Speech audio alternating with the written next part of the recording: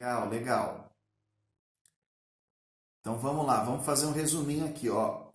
Produtividade, essa capacidade de entregar resultados. Começa, Giovana, com um método. Um método. O método é o como fazer, é o seu jeito de fazer. Beleza? Segundo passo para a produtividade, todo mundo junto? Segundo passo para a produtividade é a noção de eficácia.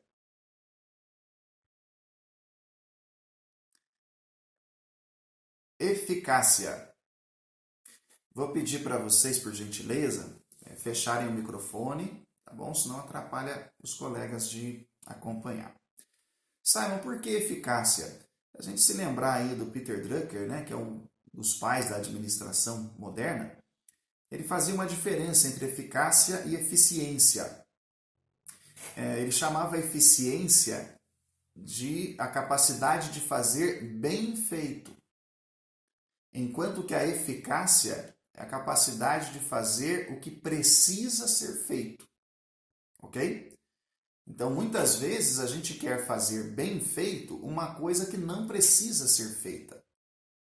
Então, a produtividade ela tem como premissa, né, o método e a eficácia, ou seja, a definição das tarefas que precisam de fato ser realizadas. Por que do desafio nesse tempo?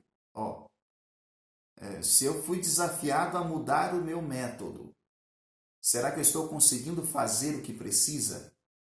E isso demanda do profissional de hoje muito foco, muita concentração, muita clareza, né, do que é a função dele, do que ele realmente precisa fazer.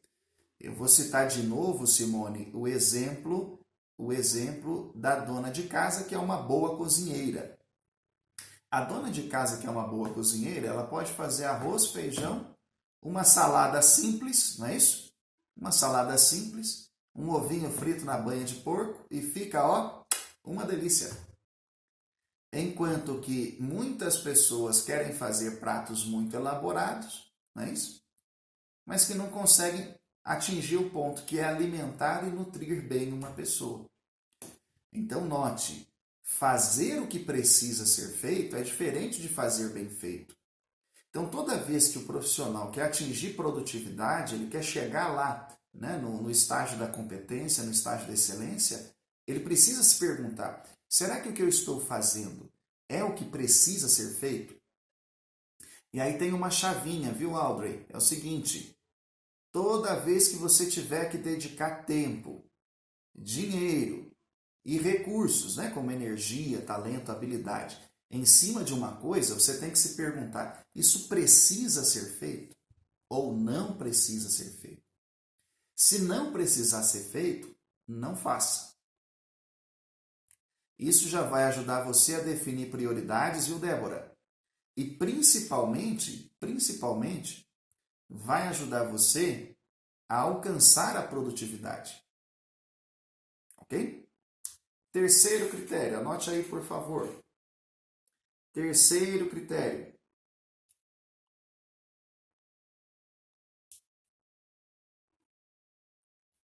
Terceiro critério da produtividade, Giane, é a prática. É fazer, fazer, fazer, fazer, fazer. Vocês já ouviram falar daquele sujeito, o Michael Phelps? Quem já ouviu falar do Michael Phelps? Não, o GG não conta. Quem já viu falar do Michael Phelps? Levanta a mão aí. Legal. Legal, legal. Michael Phelps, ó. Michael Phelps nas Olimpíadas de Pequim, ele ganhou 8 medalhas de ouro. Acho que foi isso. Então, ele apareceu no cenário como um grande medalhista olímpico, um grande campeão. Né? O esporte dele é a natação. E aí foram atrás para saber como ele tinha alcançado aquele desempenho tão grande, né? E aí ele disse assim, olha, de 2000 a 2008, né, de 2000 a 2008, eu comecei a treinar, né, de 2000 a 2008, eu comecei a treinar das 6 da manhã às 6 da tarde. Eu parava uma horinha só para almoçar, em geral um lanche leve, né? Tudo muito controlado, né? Atletas de alta performance têm disso, né? E eu treinava todos os dias. Eu chegava às 6, já pronto, né? Às 6 horas da manhã em ponto eu já estava caindo dentro d'água. E aí eu nadei muito. Era uma coisa mais ou menos assim como 185 quilômetros por semana. Ao final desse período de 8 anos, o que o Michael Phelps nadou, só para você ter uma base, era o equivalente à volta ao mundo pela linha do Equador. Então, quase 40 mil quilômetros que ele nadou nos treinos. Por que eu estou dando esse exemplo? Porque o desempenho superior, ele exige de nós uma preparação superior. Desempenho superior exige preparação superior. Então, se você quer desenvolver a produtividade, né, ser mais produtivo, mais competente como profissional da educação, você vai ter que descobrir uma forma, tá certo? De se preparar cada vez mais. E essa preparação nem sempre é uma educação formal, né? Eu vou dar uma sugestão aqui, volte a fazer a leitura dos clássicos. Pega lá a literatura, Machado de Assis, Lima Barreto. Releia, passe a dominar de novo a sua língua. Volte, né? Volte para aquelas boas práticas que fizeram com que você se interessasse pelo seu trabalho. Em tese, toda carreira ela tem que responder duas coisas, né? Anota aí, Francisco. Toda carreira tem que responder duas coisas. Primeiro, qual que é a função que eu tenho que atingir? E segundo, como é que eu subo nessa carreira? Então, toda profissão, por definição, ela tem que responder essas duas coisas. Isso daí vai dar a você condições, né, de criar, por assim dizer, um caminho para que a sua carreira se desenvolva cada vez mais. Então, vamos fazer um resuminho. Emoção, reação instintiva do corpo. Inteligência, capacidade de fazer distinções. Inteligência emocional, capacidade de fazer distinções das minhas reações instintivas. Isso fica evidente através de aspectos fisiológicos, não verbais e aquela inquietação que a gente chama de busca por um nome daquele sentimento. A produtividade, ela é impactada diretamente por essa capacidade de fazer distinções das emoções. Porque se eu não consigo perceber quais são os sinais das minhas reações, eu não vou construir um método, eu vou perder o foco daquilo que realmente importa, eu não consigo praticar com constância a ponto de atingir o nível máximo de competência. Entendeu aí? Luciene, Camila, tá claro aí? Meire, Aline, legal? Jeane, Tânia, legal.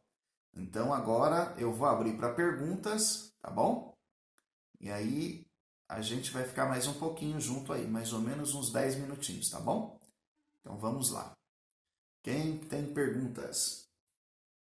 Que depois a Tânia vai mandar um questionário com 180 questões só referente a esse trabalho de hoje, hein? Quem não anotou, vai ter que pegar a gravação depois no YouTube.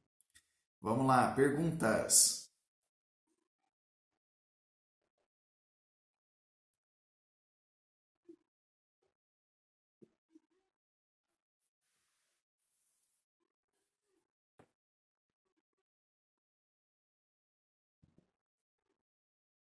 Legal, não tem pergunta? Então pode passar o questionário, viu, Tânia? Que tá tudo craque aí. Simone, Aline, Meire, Renata, Elane, Caroline, Débora. Peraí, deixa eu te achar aqui na tela. Jeane.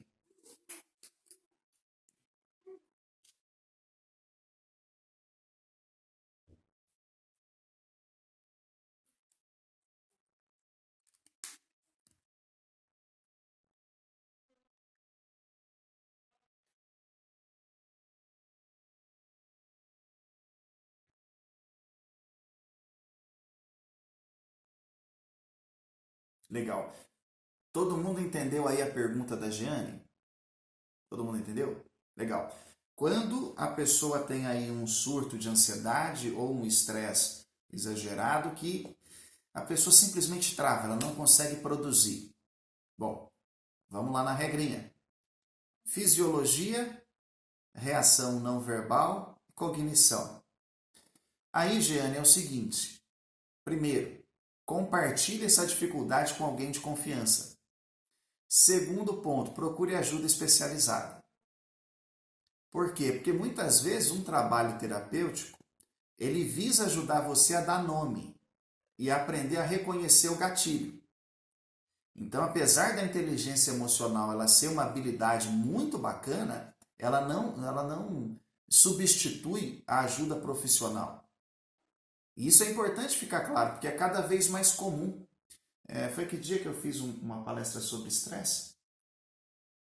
Eu estava conversando com um amigo, semana passada, estava conversando com um amigo, que é o Daniel, pelo Instagram. Nós fizemos uma live, até ficou salva no meu IGTV, tá? O meu Instagram é o meu nome mesmo, Simon Hill.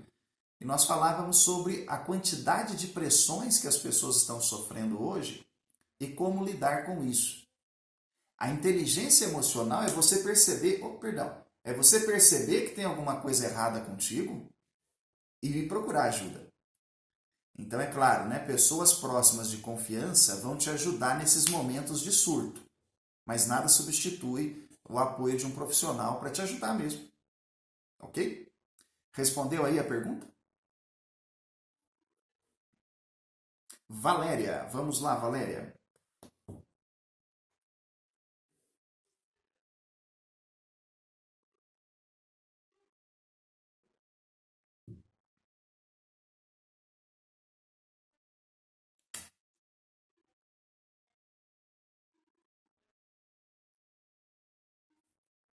Legal. Todo mundo entendeu a pergunta da Valéria? Como é que eu posso me avaliar para saber aonde é que eu estou no que diz respeito à minha competência profissional, é isso? Legal. Valéria, é o seguinte, toda carreira tem que te dar duas respostas. O que o meu trabalho tem que fazer e como é que eu subo na carreira. São dois critérios. Ó. Eu vou explicar um pouquinho melhor. O que a sua função tem que fazer?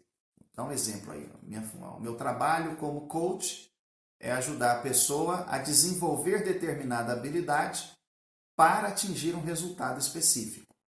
Então vamos imaginar que eu estou trabalhando com um locutor de rádio que tem o interesse, né, de pegar um programa no horário nobre da rádio que ele trabalha. Ok? Eu vou ensinar para ele as habilidades necessárias para que ele consiga se preparar para ocupar essa vaga. Então, na hora que ele ocupou, o meu trabalho como coach foi bem conduzido. Aí vem a sua pergunta: como é que eu vou saber o nível de competência que eu já atingi? Pelos resultados que você tem gerado. Então, por mais que eu conduza, por exemplo, um processo de coaching muito bem, se o meu cliente, o meu coach não atingiu aquilo que ele quer, o meu trabalho, apesar de ter sido eficiente, ele não foi eficaz, ele não fez o que precisava. Então, primeiro critério, ó, o que a minha função tem que entregar? X coisas. É isso aí que você precisa fazer. Feito isso, você já está no nível médio. Aí vem a segunda resposta. Como é que eu faço para crescer nessa carreira que eu escolhi? Muitos profissionais se sentem estagnados, se sentem improdutivos porque não responderam a segunda pergunta, que é o que eu tenho que fazer para continuar evoluindo enquanto profissional. É claro, né, que vocês conhecem aquele ditado, né? Por favor, não se choquem com a palavra, mas tem aquele ditado que diz assim, né? A inteligência tem limite, a burrice não. Então vai chegar um ponto que a gente vai atingir o patamar da inteligência dentro da nossa carreira. Aí está na hora da gente buscar interesse em outros campos para a gente continuar sempre subindo. Respondeu, Valéria?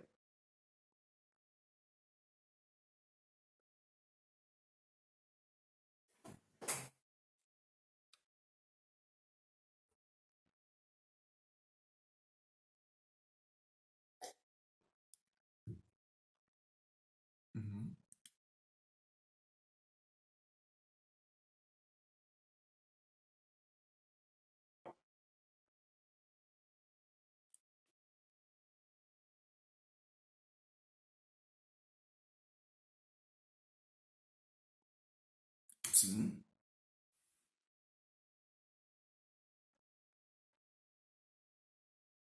Ah, legal. Vamos ver se eu entendi a sua pergunta. Como é que eu posso controlar as minhas reações aos outros? É isso? Legal. Bom, primeiro, a gente tem que entender que não existe essa relação de causa e efeito, em que as minhas ações determinam os seus sentimentos. E nem o contrário, não são as suas ações que determinam os meus sentimentos. As nossas emoções são nossa responsabilidade. É interessante dizer isso porque às vezes a gente fala assim, olha, aquilo que o outro me falou me magoou. Não, isso é uma escolha. Eu posso ter ficado irritado no começo. Se eu vou amadurecer isso em pensamento a ponto disso virar ressentimento ou mágoa, aí é outra história, aí é escolha. Então note, suas emoções são sua responsabilidade. Isso que você mencionou aí, Valéria, é interessante porque é o seguinte, ó. Você tem valores, você tem visões de mundo que são diferentes. E essa que é a beleza, né? E essa que é a beleza da vida, é ser diferente. Mas é importante lembrar do seguinte, toda organização, toda empresa, toda equipe, todo grupo tem também os seus valores. Preste bastante atenção nisso.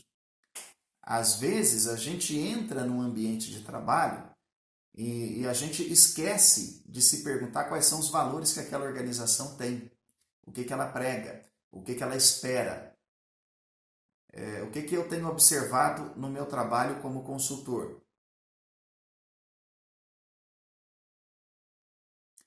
Por favor, quem está com o microfone aberto, fecha para mim, por favor. Aí, legal. Presta atenção aí, Valéria. Ó, estou respondendo a sua pergunta. Olha que interessante. Muitas vezes a gente entra numa empresa para trabalhar e se esquece de validar os valores dessa empresa. Então, vou lhe dar um exemplo fora do ambiente escolar, né? Você escolhe trabalhar no supermercado. E o supermercado, por definição, tem lá os valores daquela organização. Busca pela qualidade, excelência no atendimento, paciência com o cliente, sorriso no rosto. Ou seja, vão cobrar você dessas coisas. Mas se eu não gosto de sorrir, se eu não tenho paciência, se eu não gosto de trabalho em equipe, aquela empresa ali não é para mim. Ou seja, todos os profissionais nos dias de hoje, para escolher o trabalho, eles têm que começar a ver se os valores deles batem com aquele da organização, daquele grupo em que ele está inserido. A gente não vai ter controle sobre as emoções dos outros, da mesma forma que eles não têm controle sobre as nossas emoções, mas a gente pode aprender a fazer escolhas melhores. Respondeu? Legal. A última pergunta de hoje. Quem vai? Quem vai? Oi.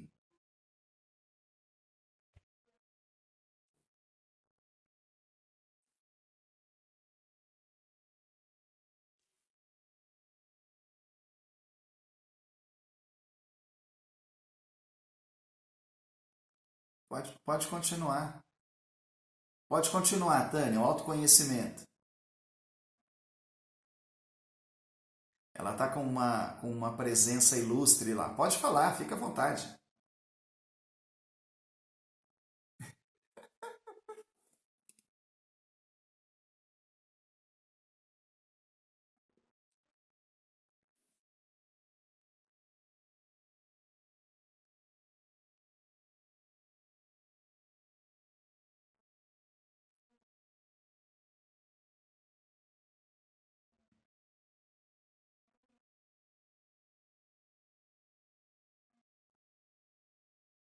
Sim, sim.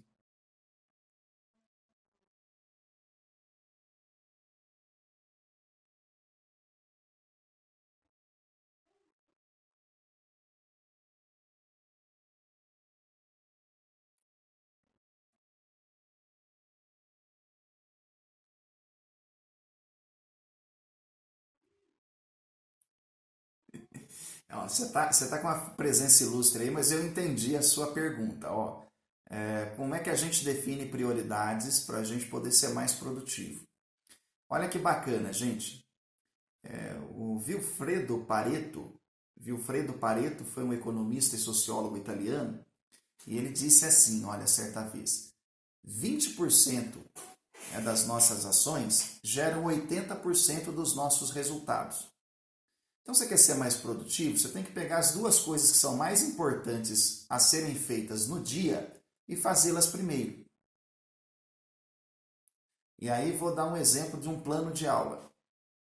Você tem lá um plano de aula, agora você vai ter que ser muito mais objetiva, muito mais objetivo, porque a aula é à distância, você não quer perder a atenção daquele aluno, e aí você vai ter que fazer o que precisa ser feito. Você vai ter que definir a prioridade para aquela aula, para aquela transmissão que você vai fazer.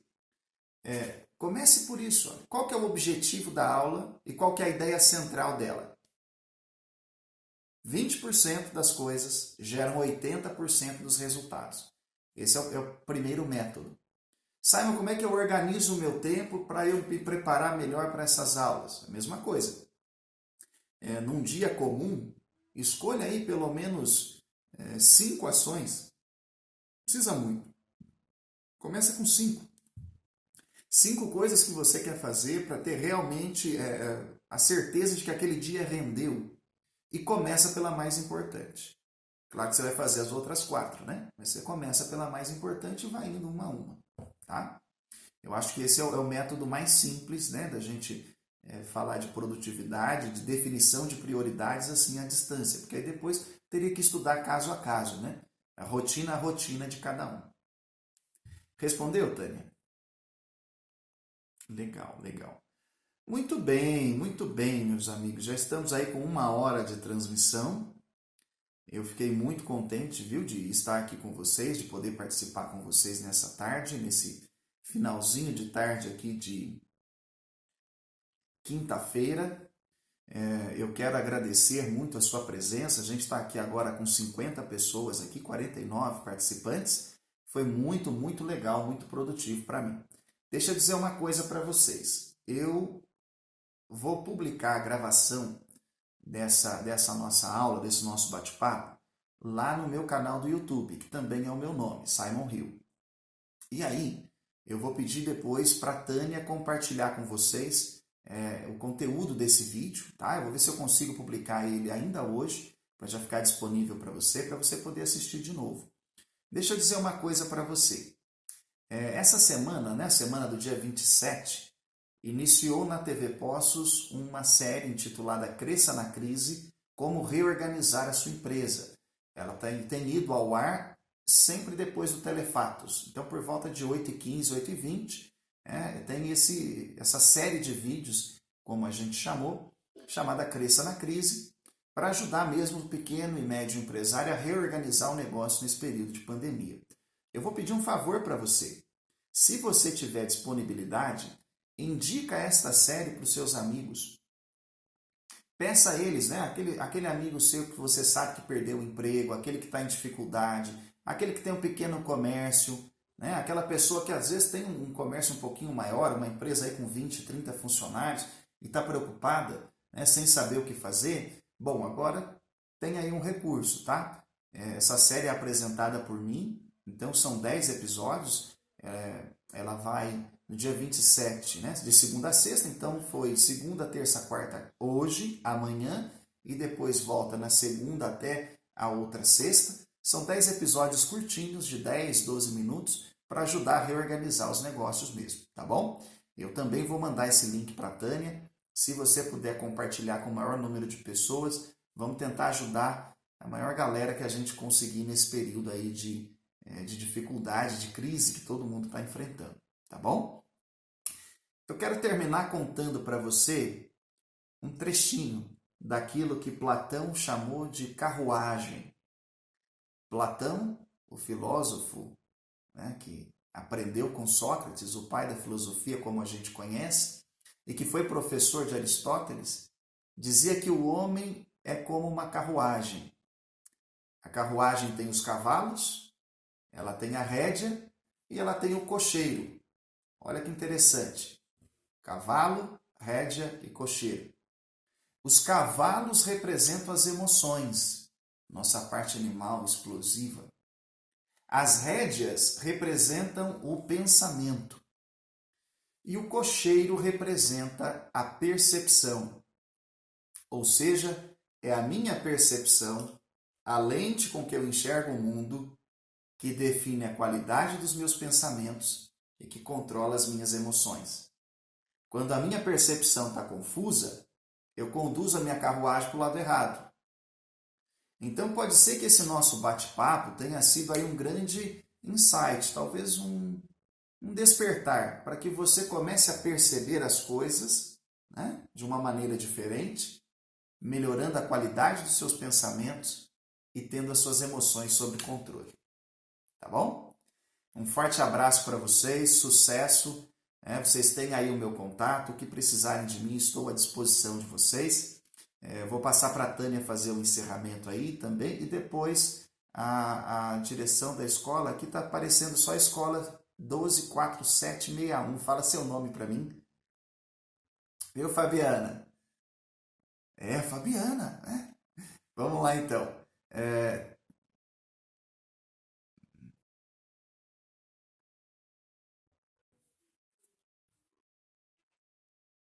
Muito bem.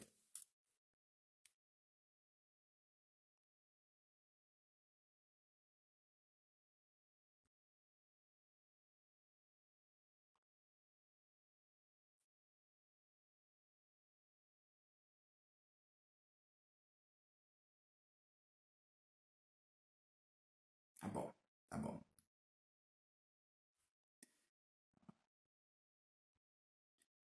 Diz aí, Fabiana, suas considerações.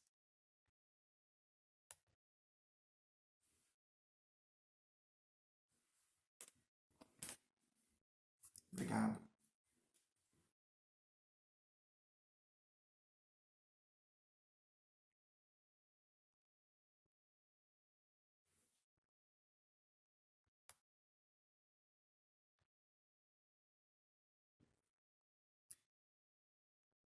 Convite aceito, convite aceito. Assim que a gente puder se reunir de novo, pode me chamar assim, a gente vai fazer a maior festa ao vivo. Tá bom?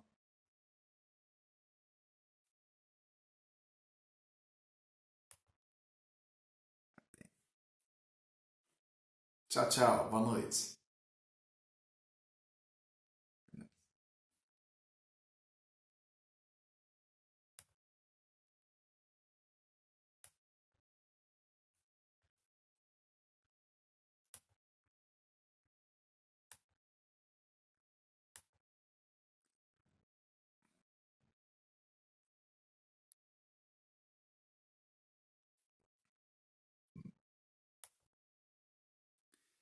Boa noite, meu amigo Robert. Então, eu gostei da metodologia, né? Mas os dados parecem assim meio. Parece meio forçado, né? E também, assim, tá muito pelada aquela planilha lá, tá? Tem uma parte da planilha que tá meio sem informação, né? Mas, assim, abordagem bacana. Eu acho que você pode inclusive, cobrar aquela questão da objetividade aí, ó. Acho que é bem legal. Foi disso que eu gostei, né? Dos resultados ainda não, né?